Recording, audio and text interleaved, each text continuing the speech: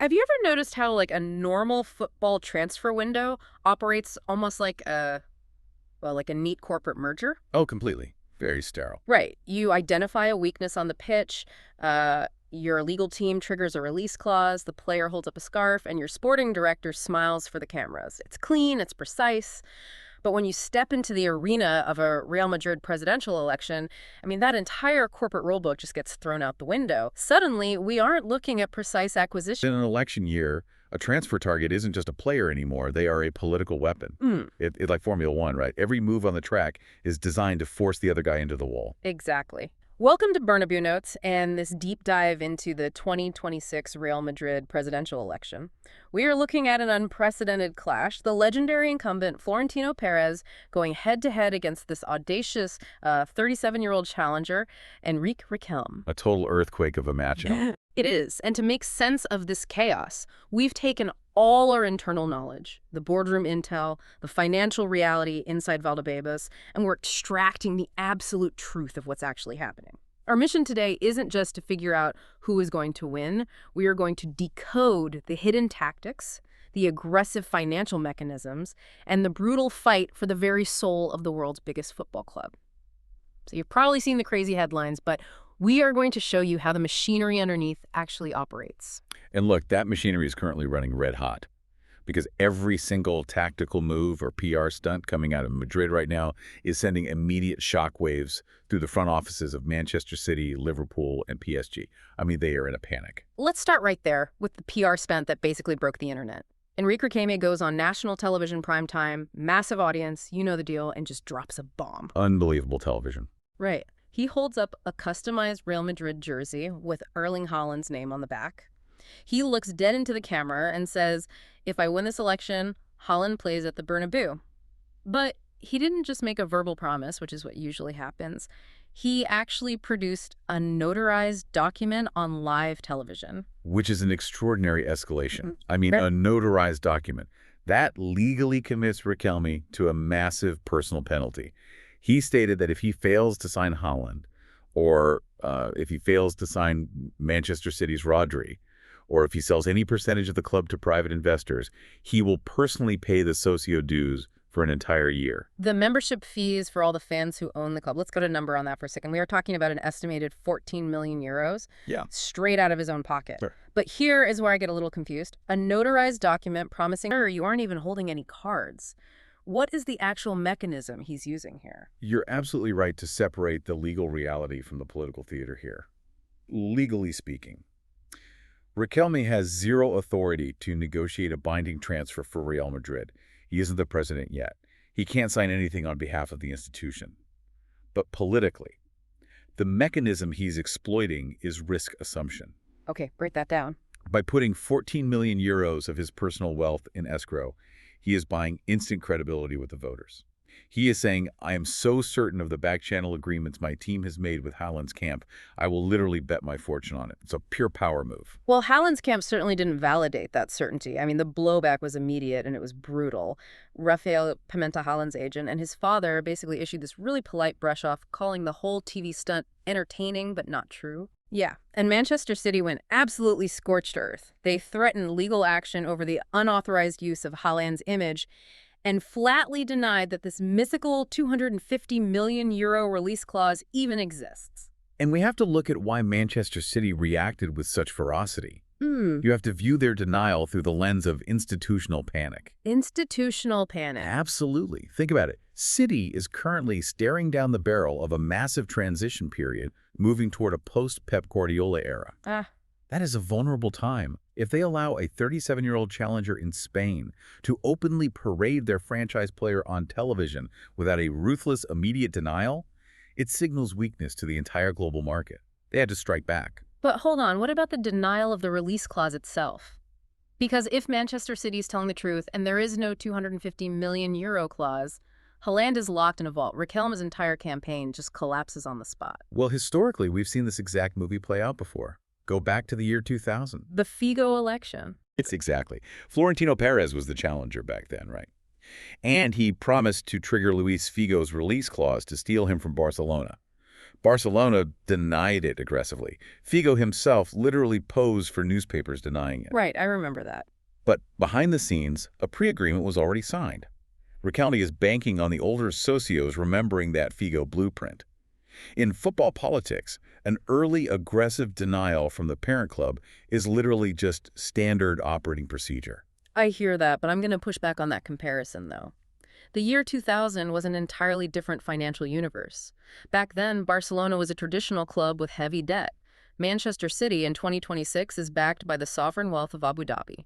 You can't just bully a nation-state with a release clause the way you could bully a rival club 20 years ago. That's a very fair point. Right. If City wants to tie Haaland up in legal red tape, they have an absolute army of lawyers to do it. Is that old Figo playbook actually viable today? Honestly, that is the critical vulnerability in Riquelme's plan. You are entirely correct that the geopolitical power dynamics have shifted massively.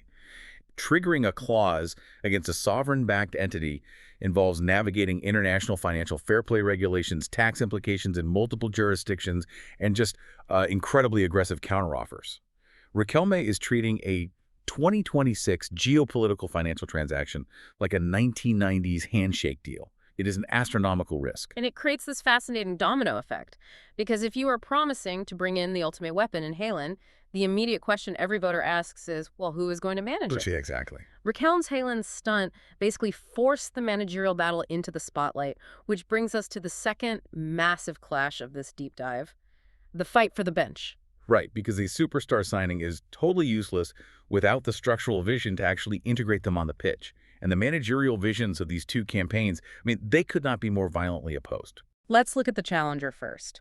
Riquelme has reportedly held multiple closed-door meetings with the Red Bull Group to lure Jurgen Klopp. The socios. We are talking about bringing back ultimate, undeniable club legends. Raúl as sporting director, Fernando Hierro to run the academy, and Iker Casillas in a top-level executive role. It's a brilliant, direct, emotional appeal to the socio. Look, Riquelme is identifying a very specific anxiety within the fan base right now. Over the last decade, Madrid's training ground, Valdebebas, has transformed into this highly efficient, almost sterile corporate environment. It generates massive revenue, it wins trophies, yes, but there is a lingering sentiment on the streets that it has lost its localized footballing soul. So Riquelme is essentially weaponizing the club's own beloved legends against the man who oversaw them. But let's be pragmatic for a second. Let's use an analogy for you listening. If I own a Michelin star restaurant and my head chef retires, I don't automatically promote the guy who eats there the most, even if everyone loves him. No, you definitely don't. Does being a legendary goalkeeper like Casillas or an iconic striker like Raúl actually translate to the ruthless executive competence required to negotiate a €100 million transfer? The brutal reality inside the industry suggests it often doesn't. And that is the quiet fear regarding Riquelme's ticket. Our internal intel notes that during crucial campaign days, Raúl was literally outplaying Padel instead of leading strategy meetings. Wait, really? A Padel? Yes. Being a cultural icon provides immediate PR cover, sure. But the daily reality of a sporting director involves complex contract amortizations, managing cutthroat agent commissions, and building data networks. It requires a bureaucratic ruthlessness that just playing on the pitch simply does not teach you. Which gives Florentino an incredible opening to counterattack. And Florentino doesn't do PR stunts, he does hard power. The incumbent's response to Riquelme's captain's trio was to officially secure José Mourinho, and the financial mechanics of this move are just staggering. Benfica officially informed the Portuguese stock market that Real Madrid will pay Mourinho's €15 million release clause. Which is double what it was supposed to be. Exactly. The clause jumped from 7 million to 15 million purely because of the timing of this election. Madrid is paying an €8 million premium just to make a political statement. And that statement is about absolute, uncompromising authority. Florentino knows that Riquelme is trying to win on romance and nostalgia, right? So what does he do? Mourinho is the ultimate anti-romance candidate. He is a wartime general. Florentino is deploying Mourinho to instantly polarize the media, rally the hardcore base, and project this image of invulnerability. He is saying, you want to play games with legends. I am bringing in the man who guarantees a street fight. But the street fight isn't just on the bench. The speed of this counterattack from Florentino is blistering. His reaction to the Haaland promise is where the financial reality of the selection really starts to warp. If Riquelme is promising the moon, Florentino has decided to just, buy the entire sky. The incumbent has immediately triggered defensive signings to drown out the challenger's noise. We are seeing a complete deviation from Real Madrid's typical patient transfer strategy here. It's wild. We are. Suddenly, Florentino announces Liverpool's Ibrahima Konate and Inter's Denzel Dumfries for $20 million. But the midfield targets are where it gets, letting Enzo go for anything less than 100 million euros. Not a chance. Meanwhile, they have academy prospects like Nico Paz stuck in limbo. Paz is reportedly refusing to return from Como unless he gets guaranteed minutes over these new mega signings. This is what we call reactionary accumulation in the market. Florentino is trying to secure so much elite talent so fast that the socios just forget about Haaland altogether. Yeah. But the underlying mechanics of doing this are incredibly dangerous for the club's balance sheet. Okay, let's break those mechanics down. How does a club actually digest these numbers? If you take Riquelme's vision, a 250 million euro release clause for Haaland, plus a conservative 60 million euro salary package over 5 years, that is a 550 million euro financial commitment for one human being. Mind-boggling numbers. Add in Florentino's reactionary targets. Enzo Fernandez at 100 million, Konate, Vitinha. You are rapidly approaching €1 billion in commitments. It's like buying a fleet of brand new Ferraris when your garage is already full and you haven't even paid off the mortgage on the house. How does the accounting actually work? It works through amortization, which is the practice of spreading the cost of an asset over the length of the contract. If you buy a player for 100 million on a 5-year deal, he only costs your books 20 million a year, plus his wages. But, and this is the huge but, even with amortization, La Liga has strict salary cap rules tied directly to club revenue. You cannot simply stack €500 million in amortized costs without radically increasing your revenue. So who pays the price? If you're bringing in that much overhead, someone has to be pushed out the door to balance the ledger. Exactly. To execute either of these visions, Real Madrid will be forced into a brutal fire sale. There is no other way. They will have to liquidate high-value, fully amortized assets. This means players who have been incredibly loyal to the club names like Rodrigo, Camavinga, Asensio, or the Ceballos will suddenly find themselves aggressively pushed onto the transfer market. And even if you have the money, some of these targets just seem politically impossible. Look at Vitinha. You were talking about extracting a star midfielder from Paris Saint-Germain. PSG is backed by Qatar. They don't need Florentino's money. The relationship between Madrid and PSG has been incredibly toxic ever since the whole election. They absolutely won't. And that is the grand illusion of this phase of the election. Both candidates are projecting this fantasy of unlimited market power, totally ignoring the geopolitical realities of the modern game. PSG will not cooperate. Chelsea will demand an absolute ransom. The gap between what is promised on the campaign trail and what is mechanically possible in the transfer market is a massive chasm. Which actually leads us perfectly to the deepest, most crucial layer of this deep dive. Because, look, we can analyze Haaland's release clause or Mourinho's tactics all day long, but all of this transfer frenzy is essentially just an expensive smokescreen hiding the real war. Because the most important question in this election isn't who plays striker, it's who truly owns Real Madrid. This is the ideological core of the entire conflict. Everything we've discussed so far is just a symptom of this underlying structural battle. We are talking about the survival of the socio model. Let's explain what that means for you listening. Real Madrid is not a corporation with shareholders. It is a registered association owned by its socios, its members. But Riquelme has hung massive banners across the city reading, "The club is not for sale." He is directly accusing Florentino of orchestrating a creeping privatization of the institution.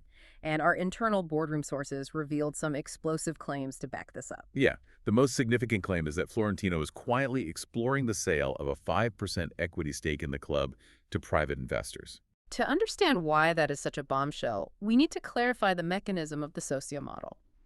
If I am a socio, I don't own stock that I can sell on Wall Street, right? I just own a voting right. So how do you even sell 5% of a club that isn't technically a business? Let's use an analogy. Imagine a beloved family-owned restaurant that has been run as a non-profit cooperative by the neighborhood for a century.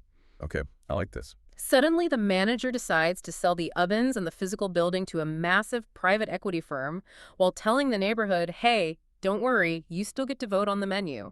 Once a private equity firm owns 5%, they don't care about the history. They care about a return on investment.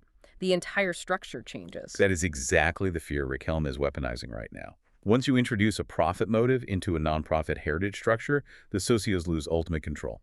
And Riquelme is pointing to a very specific piece of evidence: Key Capital. Right. Key Capital is a financial consulting firm run by Anis Ligari, who is very closely tied to Florentino's inner circle.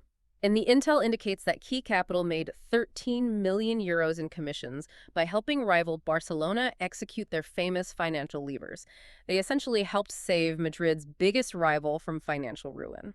We need to explain what a lever actually is, because it proves Riquelme's point perfectly. A financial lever, in the context of Spanish football, is essentially a club mortgaging its future to survive the present.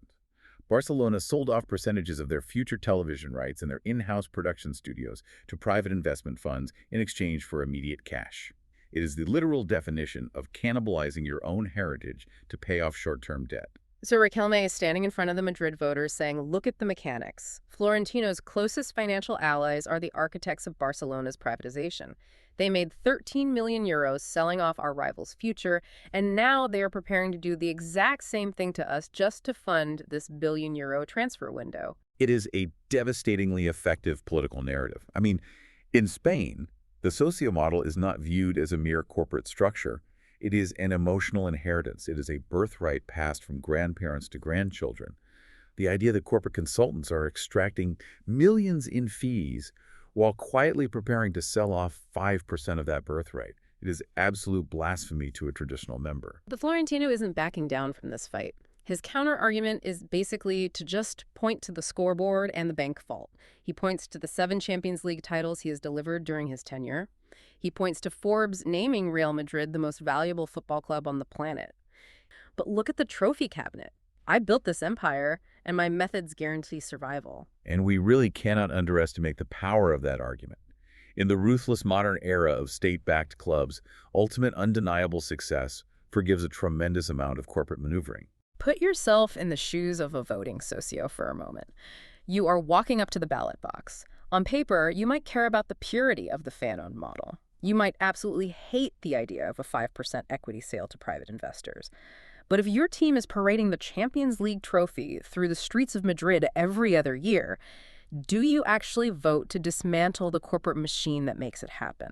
Does the bureaucratic structure of the club matter to the fan in the stadium when the alternative might be a romantic but financially disastrous step backward? That is the tightrope the voter has to walk.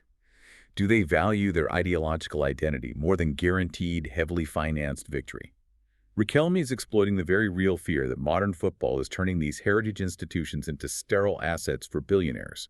But Florentino is banking on the cold reality that nostalgia doesn't pay for 100 million euro midfielders, and that his track record of global dominance will just keep the majority in line. It is a phenomenal clash of visions. When you pull back and look at the entirety of the selection, it is just staggering. You have a 37-year-old challenger offering Erling Haaland, Jurgen Klopp, and a romantic return to the roots of fan ownership, backed by a 14 million euro personal guarantee.